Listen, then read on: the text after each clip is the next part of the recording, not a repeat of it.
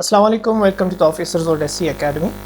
आज हमारा next lecture पटवारी session English का और वो भी पार्ट ऑफ स्पीच के रिलेटेड है। इस लेक्चर में हम आज ये पढ़ेंगे कि इंटरजेक्शन क्या है। इससे पहले हम लोगों ने कंजंक्शन पढ़ा और बाकी जितने भी पार्ट्स ऑफ स्पीच थे हमने वो सारी की सारी डिटेल में डिस्कस कर ली थी। वो दोबारा देखने के लिए आप हमारे चैनल को विज़िट करें और इसमें वीडियोस अगर आपने वो नहीं देखी है तो वो देखें। तो स्टार्ट करते हैं आज के लेक्चर से। आज हमारा नेक्स्ट लेक्चर है इंटरजेक्शन का। अब इंटरजेक्शन क्या है? इंटरजेक्शन भी पार्ट ऑफ स्पीच है और इसका काम क्या होता है? ये एक ऐसा वर्ड होता है जो किसी भी सेंटेंस में जो हमारे इमोशन छुपे होते हैं वो इमोशंस हमें बताता है। अब इंग्लिश दो टाइप की होती है। एक तो हम वो इंग्लिश जो हम बोल रहे होते हैं, हम किसी को बता रहे होते हैं।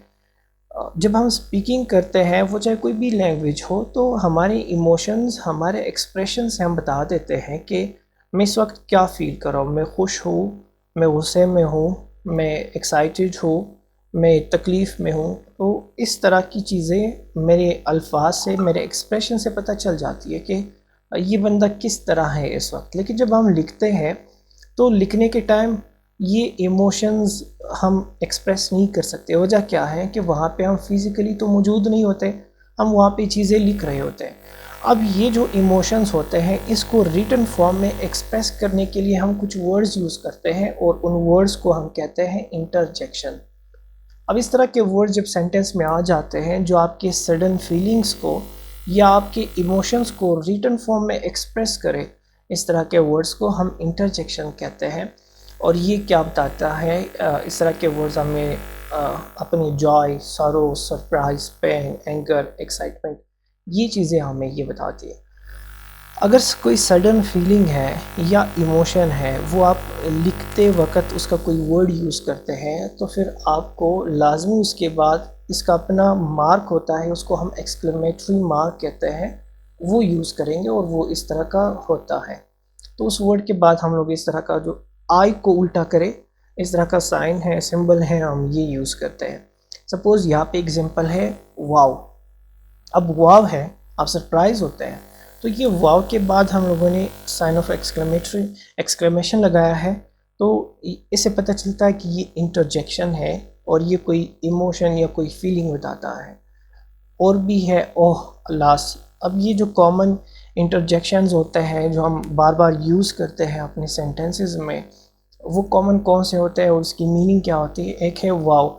वाव कहाँ पे यूज़ होगा? जहाँ पे कोई सरप्राइज़ हम शो करें या एडमायरेशन दिखाए, हम वहाँ पे वाव यूज़ करते हैं। ओह कहाँ पर यूज़ करते हैं? सडन रियलाइजेशन के लिए यूज़ करते हैं। अल्लास हम सैडनेस के लिए यूज़ करते हैं। हुर्रा हम लोग हैप्पीनेस और सक्सेस के लिए यूज़ करते हैं। ओप्स एक वर्ड है, इंटरजेक्शन है, ये हम लोग किसी मिस्टेक के लिए यूज़ करते हैं, यानी कि कोई गलती हो जाती है तो वहाँ पे हम अपने एक्सप्रेशन को जब एक्सप्रेस करते हैं तो हम ओप्स लिखते हैं या ओप्स बोलते हैं।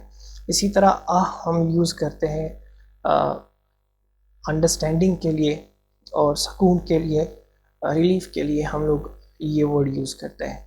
ये कुछ कॉमन इंटरजेक्शंस हैं हमारे पास।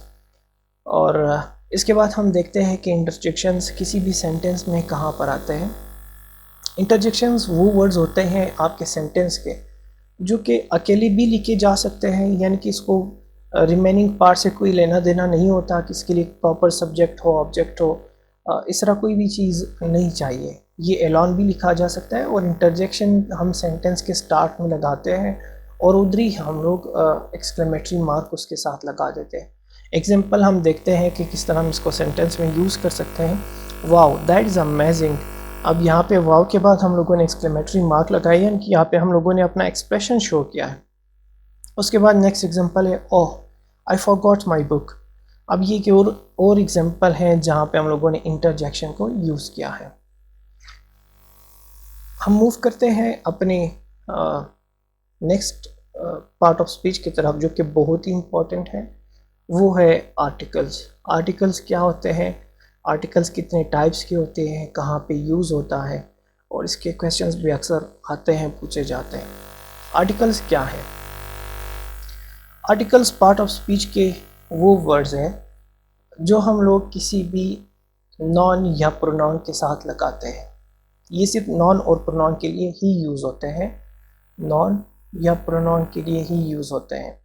अब क्यों यूज़ होते हैं, कहाँ पर यूज़ होते हैं, कैसे यूज़ होते हैं, अब हम ये देखेंगे। उससे पहले हम लोग इसके टाइप्स देखते हैं और टाइप्स के बाद हम लोग देखेंगे कि ये नॉन और प्रोनाउन के साथ किस तरह यूज़ होते हैं। ये हम अपने नेक्स्ट लेक्चर में देखेंगे। लेक्चर में शॉर्ट कर रहा हूँ, रीज़न ये है कि स्टूडेंट्स को शॉर्ट लेक्चर्स पसंद होते हैं, वो शॉर्ट लेक्चर्स देखते हैं। सो हम आर्टिकल एंड इट्स टाइप को हम लोग इंशाल्लाह नेक्स्ट लेक्चर में देखेंगे। Thank you.